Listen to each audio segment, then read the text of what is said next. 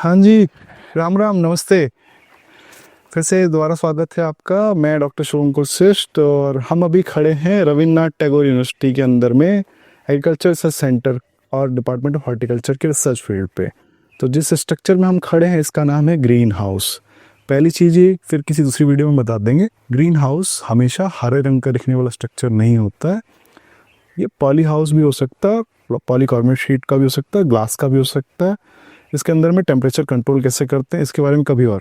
फिलहाल हम बताने जा रहे हैं इस वीडियो में कैसे ग्रीन हाउस के टमाटर इतनी लंबी ऊंचाई को टच करते हैं और इसको प्रूनिंग करने की टेक्निक क्या है। तो दो टर्म होते हैं, एक टर्म होता है जिसका नाम होता है ट्रेनिंग, एक टर्म होता है जिसका नाम होता है प्रूनिंग। तो ट्रेनिंग का मतलब होता है किसी भी चीज़ को आकार देना, किसी भी चीज़ को एक जो है सीधाई में रखना। या आप देखते हैं गार्डन में हाथी बना हुआ है, जिराफ बना हुआ, अलग अलग पौधे के साथ में। तो ये खाता है आकार देना, इसका प्रोडक्शन से बहुत ज़्यादा नाता नहीं रहता है। और प्रूनिंग होता है जिसका सबसे ज़्यादा नाता रहता है कटिंग करने के बाद क्वालिटी और प्रोडक्शन दोनों बढ़ जाए किसी भी पौधे में, इसको कहते हैं प्रूनिंग। तो फिलहाल जो टमाटर के टर्म में यूज होता है वो ट्रेनिंग ना होके ट्रेलिसिंग कहलाता है, जब रस्सियों से धागों से इसको सहारा दिया जाता है। और प्रूनिंग ये है, जो आप देखें यहाँ पे हमने सारी ब्रांच को बढ़ने नहीं दिया है। जब ये ब्रांच चली हैं तो ग्रीन हाउस में जो टमाटर होता है इसमें सिर्फ 2 या 3 ब्रांच ही जाती हैं। सबसे पहला सवाल, ग्रीन हाउस में जो टमाटर है वो क्या सामान्य किस्मों की तरह जो अभी तक आपने देखी हैं वो बाहर वाली किस्में हैं, और ग्रीन हाउस में जो किस्में हैं वो सेम होती हैं, अलग होती हैं। तो इसमें कहा जाता है जो बढ़ने की जो टेंडेंसी है, क्वालिटी है, उसको कहा जाता है डिटर्मिनेशन। तो यहाँ पे इनडिटर्मिनेट और डिटर्मिनेट टाइप की दो किस्में जो है टमाटर में होती हैं। तो पौधे जो टमाटर के लगाए जाते हैं वो इनडिटर्मिनेट वाले ग्रीन हाउस के जो किस्में हैं उसमें लगातार बढ़ता रहता है। तो फल आने की जो टेंडेंसी है वो 3 गांठ, 1 2 3 के बाद फूल आता है, फल आता है। और हमेशा ये क्या होता है कि लगातार बढ़ती रह सकती है जब तक कि ग्रीन हाउस में इसको तापमान मिल सके। तो ग्रीन हाउस जैसा आपको सबको पता है कि बाहर की किसी भी तरह की वायवीय दबाव से बचाते हुए अंदर में कीड़े कम, बीमारी कम, टेम्परेचर, लाइट सब कुछ अच्छी इसकी पौधे के हिसाब से बनाया जा सकता है कृत्रिम रूप में। इसलिए पौधे लगातार बढ़ते रह सकते हैं। और जो बाहर किस्में होती हैं उनमें पाया जाता है डिटर्मिनेट टाइप की वैरायटी। तो वो पौधा उगने के बाद से जब पहली जो पत्ते जब तक आ रहे हैं उसको कहा जाता है वेजिटेटिव ग्रोथ। जब वेजिटेटिव ग्रोथ चलती है तो रिप्रोडक्टिव ग्रोथ, पहला फूल आना और दूसरा फल लगना, सब कुछ ये रिप्रोडक्टिव ग्रोथ कहलाती है। जब रिप्रोडक्शन के फेज में आ जाए पौधा, ये पौधा बाहर वाली किस्मों का पौधा जो होगा जिसमें डिटर्मिनेट टाइप की किस्में होती हैं, जब ये आपका फूल या फल आने लगता है उस वक्त में इसकी ब्रांच होना शुरू हो जाएंगी, जो साइड ब्रांच निकलेंगी। और ग्रीन हाउस वाले किस्मों में क्या होता है, साइड ब्रांच भी निकलती हैं और ये लगातार ऊपर भी ग्रोथ करता है।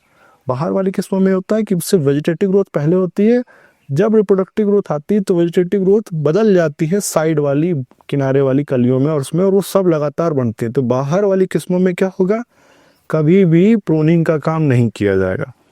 और ग्रीन हाउस वाली किस्मों में क्या होगा, हमेशा प्रूनिंग जरूरी रहेगी। अगर ये नहीं होगा तो ये पौधा यहाँ पे चलने और खड़े रहने की जगह नहीं दिखाई देगी, सिर्फ झाड़ी रहेगी जिसमें कीड़े हो सकना, आसानी से धूप नहीं आ पाना और छांव की वजह से पौधों का बढ़ना बंद होके वेजिटेटिव ग्रोथ में ज़्यादा रह जाएगा। फ्लावर ड्रॉप की कंडीशन, फूल झड़ने की कंडीशन ज़्यादा आ जाएगी। अभी जो आप देख रहे हैं मेरे पीछे हरे रंग की पूरी दीवार, ये इसी प्रूनिंग के कारण ही बन सकी है, जिसमें कि ग्रीन हाउस में इस जगह में आप आसानी से फल तोड़ सकें, किसी को स्प्रे करना हो, कोई ग्रेडिंग करनी हो, कोई थिनिंग करनी हो, ये सब काम कर सकें इसमें, और पौधों को एक आकार मिलने के लिए हवा आ सके, जा सके। तो ये कैसे होता है, जब भी आप पौधा लगाते हैं वो 25 से 30 दिन का पौधा होता है। अमूमन ग्रीन हाउस के अंदर में 22 दिन में ही पौधा रेडी हो जाता है, नर्सरी वाला। इसमें ये पौधा लगाने के बाद से 15 दिन के बाद क्या करते हैं, जो छोटा पौधा होता है करीब इस हाइट तक का 4 से 6 पत्ती वाला पौधा होता है, इस पौधे को लगाने के बाद से 15 दिन तक ये देखते हैं कि ये बढ़ रहा है कि नहीं बढ़ रहा है। जब ये बढ़ने लगता है, थोड़ा सा भी ग्रोथ करता है, तो जो सबसे ऊपरी टिप होती है वो तोड़ दिया जाता है। इसको कहा जाता है पिंचिंग। इसको ऊपर से तोड़ने से क्या होता है, साइड में ये कहलाती है ऑक्सिलरी बड, साइड वाली ब्रांच।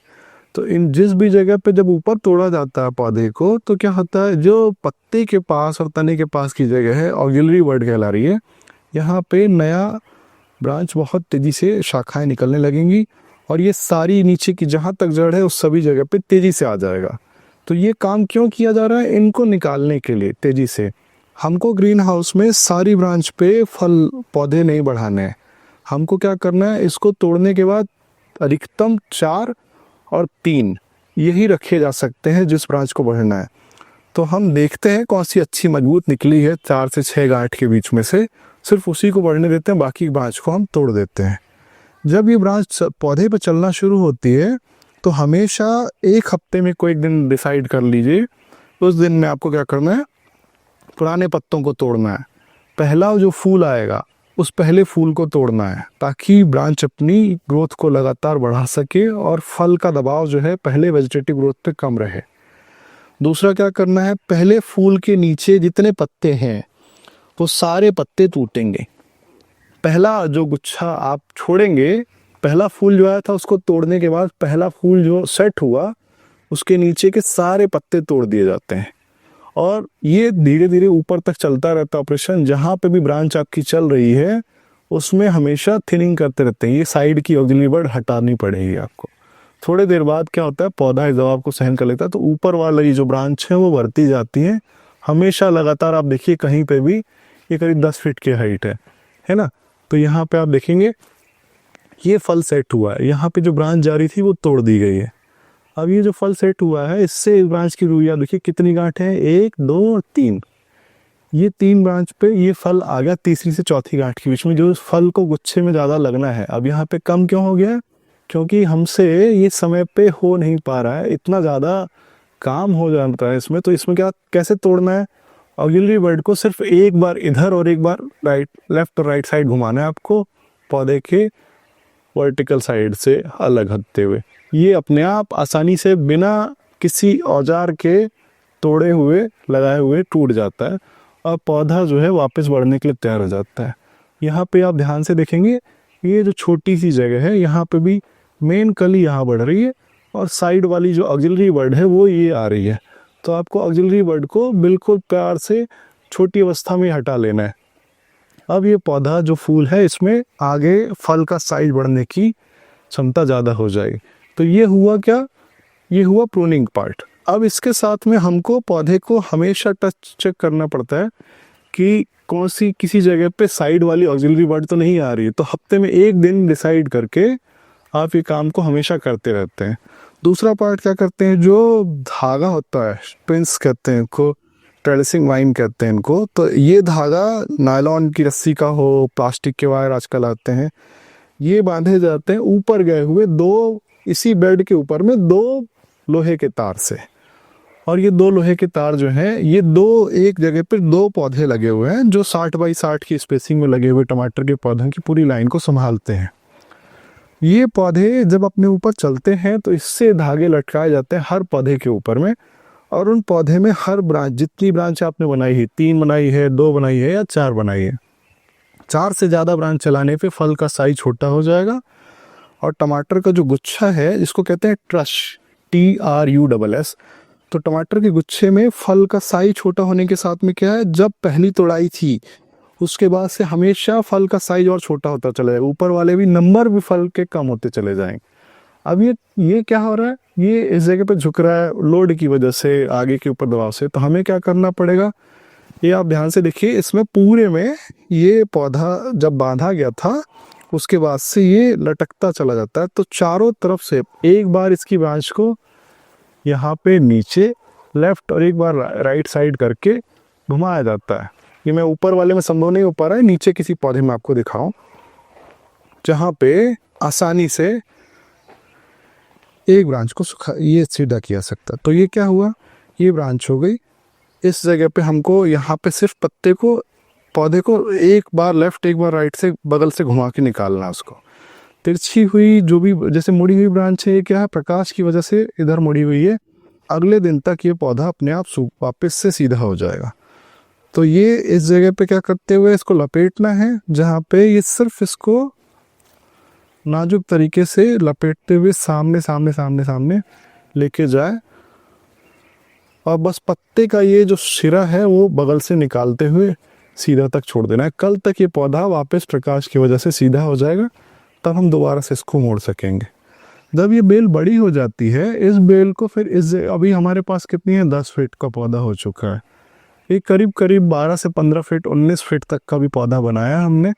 तो इसमें क्या होता है, यही जगह पे यही पौधा, अब इस तार के ऊपर तो नहीं जा सकते, तो यहाँ पे इसको छोड़ा जाता है, ढीला किया जाता है, और हमारे पास क्लिप होती है प्लास्टिक की, उन क्लिप में धागा लॉक लगा के एक जगह पे रोकती है, जो गांठ के नीचे रखा जाता है पत्ते की नोड के पास में।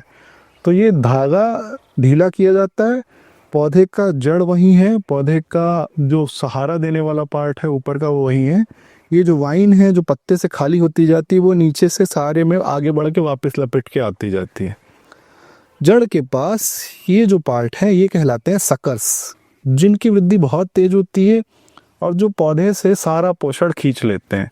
अगर कभी ये आपसे छूटे रह जाएंगे तो ये 1 हफ्ते से ज़्यादा ही समय नहीं लेते हुए भी बहुत तेज़ी से बढ़ जाएंगे। तो सकर्स जो कि पक चुके हों, कभी हाथ से नहीं टूट रहे हों, ध्यान देने वाली बात यह है, जो सॉफ्ट वाली ब्रांच होती है वो तो हाथ से टूट जाएंगी आसानी से। जो नहीं टूट सकते हैं, यहाँ पे काटना हो, वहाँ पे इसका नाम है सिकेटियर। सिकेटियर गार्डनर्स के लिए, मालियों के लिए, सभी के लिए एक बहुत अच्छा यंत्र होता है, जो हमेशा छोटी मोटी काट छांट और पतली ब्रांच को हटाने के लिए यूज किया जाता है। इसमें जो नीचे वाला सिरा है, जहाँ पे पीतल का प्लेट लगी हुई है, ये वाला हमेशा नीचे रहेगा और ये वाला पतला वाला सिरा ऊपर रहेगा। तो जो ब्रांच पकी हुई है, जो नहीं टूट रही है, उसको काटा जा सकता है पौधे से आधा इंच दूर रखते हुए। और सिकेटियर का प्रयोग ऊपर वाली ब्रांच में इसलिए नहीं किया जाता है कि जिस भी जगह पे आप सिकेटियर को काटेंगे वहाँ से हमेशा फिर तेजी से साथ नई ब्रांच निकल जाएगी। अब इस जगह पे हमको हमेशा लगातार जो है काम देखना पड़ेगा, जहाँ पे कि अपना नया ब्रांच निकलने वाला हो उसको बार बार छांटना पड़ेगा। थोड़े टाइम के बाद ये पौधा ऊपर वाली ब्रांच को ले जाएगा। तो ये समय पे अभी हमने जैसे एक ब्रांच चलाई हुई है, कहीं कहीं 2 निकल जा रही है, ये हमेशा होना चाहिए शुरू से ही। यहाँ पे 4 से 6 गांठ के बीच में यहीं से 4 ब्रांच जाएंगी, यहाँ से 2 ब्रांच या 3 ब्रांच जाएंगी, सब में अलग अलग गई हुई हैं। ऐसे करके प्रूनिंग के साथ ये पौधा पूरा आकार लेता है, जिसमें आप अंदर देखिए 2-4 आपको एक अलग विचित्र चीज़ें दिखाते हैं। किसी भी पौधे में टमाटर का जो पत्ता है ये कंपाउंड लीफ कहलाता है, जैसे गुलाब में होता है, बेलपत्र में होता है। तो कंपाउंड लीफ में क्या होता है कि कई सारी पत्तियां आपको लगता है, लेकिन ये एक ही पत्तियां हैं। जिस पत्तियों का मुख्य लक्षण क्या है, इसके आगे में आपको कभी भी फूल नहीं आएगा, कभी फल नहीं बनेगा, कोई दूसरी शाखा नहीं निकलेगी। टमाटर के केस में आपको कभी कभी ये देखने को मिल जाएगा। देखिए यहाँ पे क्या है, ये फल लगा हुआ है, फल के गुच्छे के आगे कभी फूल नहीं आएगा, पत्ता नहीं आएगा, पत्ते के आगे कभी ऐसा जो है फल जहाँ पे शुरू हुआ इसके आगे फल नहीं लगेगा। इस केस में देखिए यहाँ पे क्या है, यहाँ पे ये कभी डिसऑर्डर हो जाता है किस्मों में, जिसमें पहले फल आया हुआ है और फल के आगे में वापस से ब्रांच निकली हुई है। तो आप ये खुश होकर सोच लिए कि ये फल बनेगा, ये करेगा। आप ध्यान से देखेंगे तो इसमें फल का साइज छोटा बड़ा हर तरह का हो गया, फूल झड़ना शुरू हो चुका था, और ये चूँकि ग्रोथ ले रही है तो ये जगह जो है हमेशा खाद खींचते हुए ऊपर भी फल नहीं आएगा, वो बहुत अच्छा नहीं आएगा। 1 से 2 फल छोटा सा चेरी टमाटर्स की साइज का आ जाए, इसकी पूरी क्वालिटी का खाद ये यहाँ पे खींच रहा है अपनी वेजिटेटिव ग्रोथ और ग्रोथ को बढ़ाने के लिए। अगर इस फल का भी क्वालिटी टेस्ट करें तो इसका फल दूसरे फलों की तुलना में हमेशा कम क्वालिटी वाला, न्यूट्रिशन वाला रह जाएगा। तो ग्रीन हाउस का फल आप देखो, जो शाइन है, वो जो साइज है वो प्रूनिंग की वजह से हमेशा बना रहे, क्वालिटी चलती रहे प्लांट की। इसका तना आपको दिखाएगा कि ये कितना मजबूत बन रहा है। और ऐसे करके एक अच्छा सफल ग्रीन हाउस ग्रोवर, किसान या कोई जो भी अच्छा माली है, वो अपना एक पौधा पूरी तरह से बना सकता है, जिससे उसको ज़्यादा क्वालिटी का फल हमेशा और लगातार मिलता रहेगा और पूरी ग्रीन हाउस की क्वालिटी का उपज उसको ज़्यादा मिलेगा।